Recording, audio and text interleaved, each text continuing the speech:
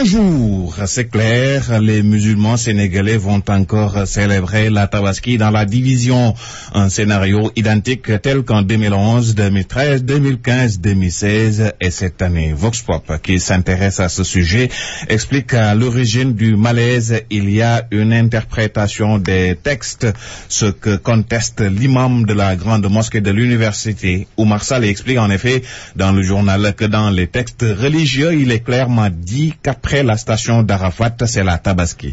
Et Imam Oumar Sall de poursuivre, personne n'a vu le prophète durant toute sa vie célébrer la Tabaski 48 heures après Arafat. Au niveau de la commission dirigée par Ahmed Iantiam, c'est un autre son de cloche à ce propos. La commission, par la voix de son trésorier général, estime que le problème d'Arafat et de la Mecque est un problème de souveraineté de la Mecque.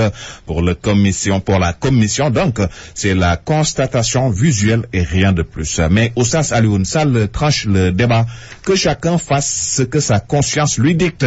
Le bâtisseur s'en est allé. Sud Quotidien reparle ainsi du décès de Aliou Sow, un homme connu pour sa simplicité, son humilité, sa discrétion et son soutien constant aux personnes démunies. Aliou Sow, d'après Sud, a réussi à faire de sa compagnie CSE la plus grande entreprise de BTP en Afrique de l'Ouest. Macky Sall, rapporte le journal, salue un modèle de ténacité et de constance dans la quête de l'excellence. Sa dépouille arrive samedi en provenance de Paris.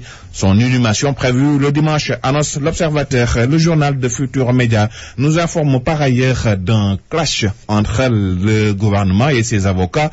Le sujet fait la une du journal qui relève qu'après l'abnégation et la détermination dans la traque des biens supposés mal acquis, c'est la grande déception chez les avocats commis par l'État dans ce dossier d'enrichissement illicite. À l'origine, explique l'Obs, les retards accusés dans le paiement de la totalité de leurs honoraires aux robes noires. Seulement, au ministère des Finances et à la chancellerie, l'on refuse d'admettre une mauvaise foi dans le règlement de la créance. D'ailleurs, renseigne toujours le journal, l'on s'étonne de la décision prise par les avocats de mettre cette affaire sur la place publique. Mais qu'à cela ne tienne, les avocats tendent vers la radicalisation, avec même l'idée de saisir l'ordre des avocats. En attendant, le nouveau président de l'Union des magistrats du Sénégal, lui, promet de restaurer la crédibilité des magistrats et de la justice, nous dit Enquête Quotidien. Ce journal qui revient ce matin sur les relations entre l'exécutif et le judiciaire,